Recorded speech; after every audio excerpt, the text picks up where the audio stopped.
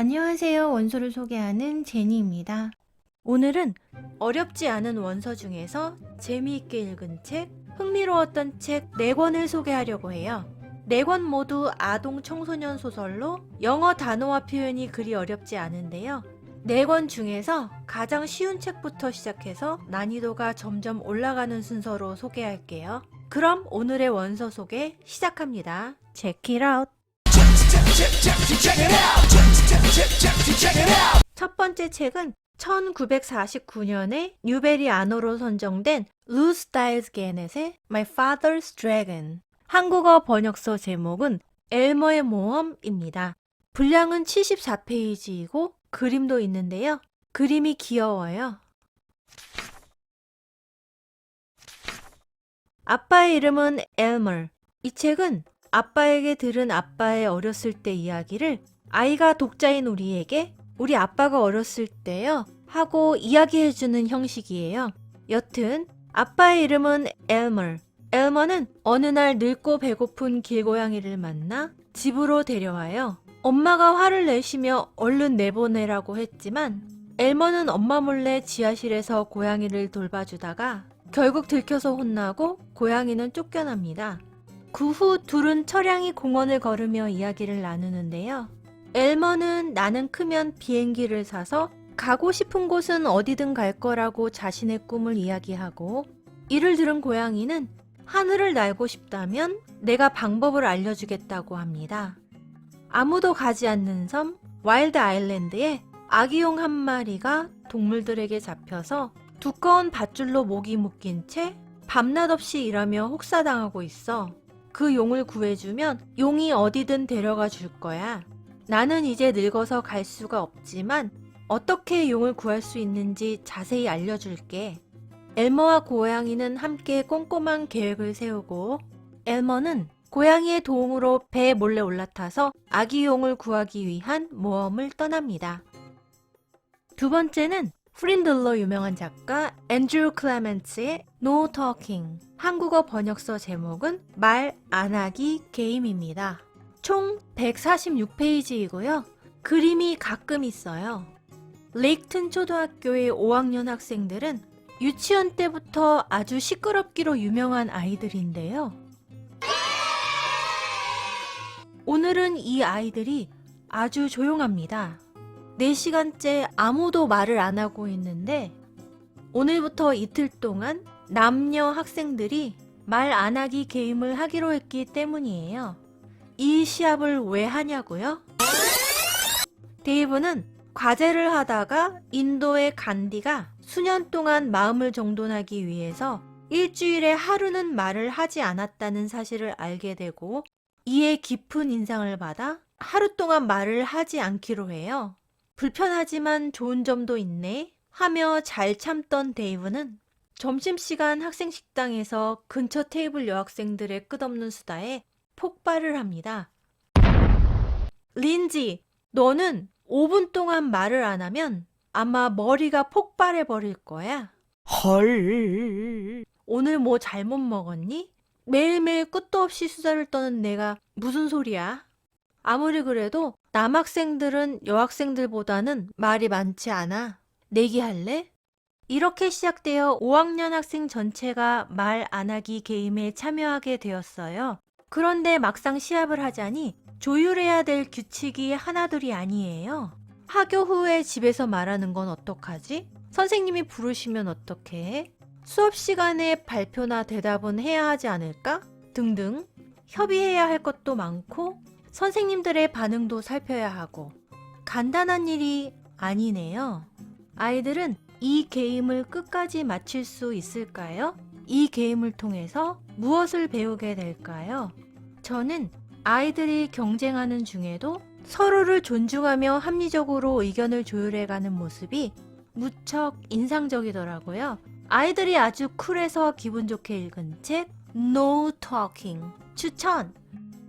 다음은 매니액 매기로 뉴베리 메달을 받은 제리 스피넬리가 쓴 최초의 청소년 소설 Loser. 한국어 번역서 제목 문제아예요. 이 책은 총 218페이지입니다. 저 개인적으로는요, 뉴베리상을 받은 작품 중에서 가장 어려운 책을 꼽으라면 이 작가 제리 스피넬리가 쓴 매니액 매기를 꼽아요. 이게 무슨 소리지?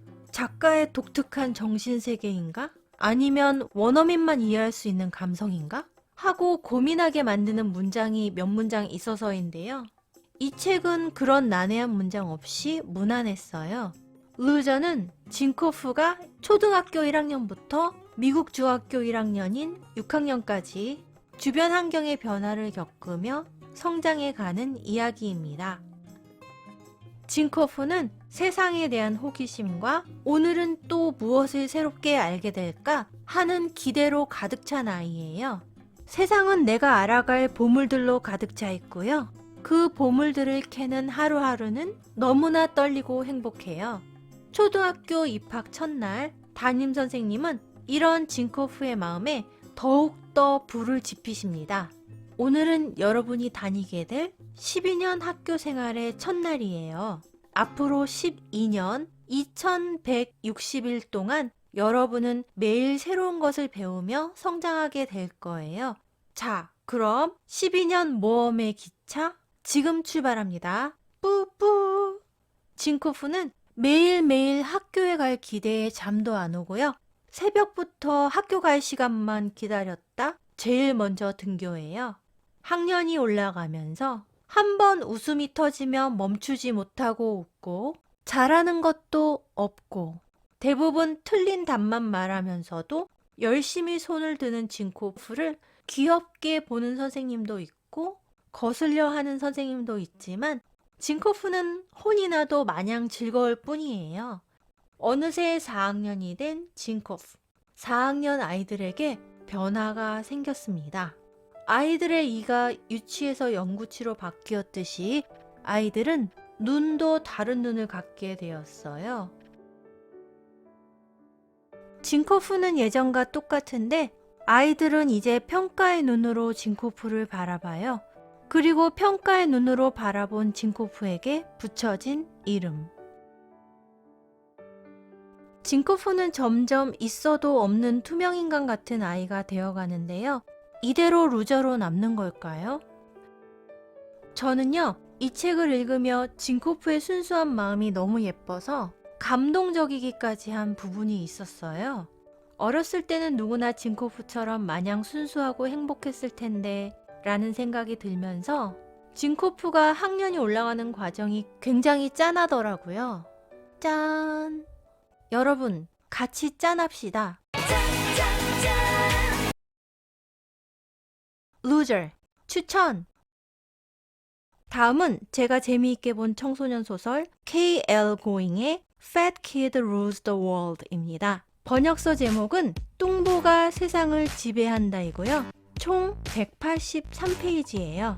이 책은 왜인지는 모르겠는데 알라딘 중고 온라인 서점에 중고책이 많이 나와 있고요. 가격도 엄청 저렴해요. 중고책을 꺼려하지 않으시면 중고 서적을 구입하시는 것도 좋을 것 같아요. 이 책은 주인공이 12학년이라서 욕과 슬랭이 가끔 있기도 하지만 스토리도 심플하고 유머러스해서 잘 읽혀요. Fat Kid Rules the World는 2012년에 영화로도 제작됐어요. 트로이는 심한 과체중으로 움직임이 느리고요. 긴장하거나 조금만 움직여도 숨을 헐떡여요. 트로이는 아빠, 남동생과 함께 살고 있는데요. 해병대 출신의 사설 경호원인 아빠에게는 당황스러운 존재이고요. 자기관리의 끝판왕 동생에게는 경멸의 대상이에요. 친구가 한 명도 없고요. 어딜 가든 사람들의 시선, 놀림과 비웃음이 따라와요. 트로이는 지하철 플랫폼에서 철로를 내려다보며 서 있어요. 나처럼 뚱뚱한 사람이 여기서 뛰어내리면 사람들이 웃을까 생각하면서요. 자신이 전철에 치이는 순간 몸속 지방이 펑 터져 여기저기 흩뿌려지는 모습을 상상하니 웃음이 나오는데요. 나보고 웃은 거니? 더럽고 비쩍 마른 아이가 물어요. 아니라며 돌아서서 가려는데 그는 자신이 컬트라며 악수를 청합니다. 컬트는 트로이네 고등학교의 전설적인 천재 기타리스트예요. 트로이는 컬트의 빅팬입니다. 컬트는 네가 자살하려고 서 있는 거 아까부터 보고 있었다며 내가 생명의 은인이니까 점심을 사라고 해요.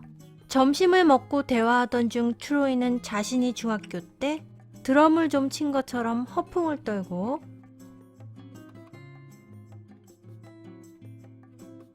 웬일인지 식사 후에도 가지 않고 트로이네 집까지 따라온 컬트는 집 앞에서 만나 도대체 어디에 있었냐며 추궁하는 트로이의 아빠에게 둘이서 밴드를 결성하려고 계획하느라 늦었다고 불쑥 대답해요. 그리고 그때부터 밴드 공연을 일사천리로 진행시키는 컬트. 트로이는 사실 난 드럼을 거의 쳐본 적이 없다고, 좀 치는 것처럼 말한 건 거짓말이었다고 말해야 하는데 입이 안 떨어져요. 친구가 생겨서 너무너무 좋은데 사실을 말하면 컬트가 날 안 볼 텐데 어떡하죠? 우정과 가족애가 빛나는 Fat Kid Rules the World 꼭 읽어보세요. 그럼 오늘도 읽고 싶은 책을 찾으셨기 바라며 다음 편에서 만나요. Check it out.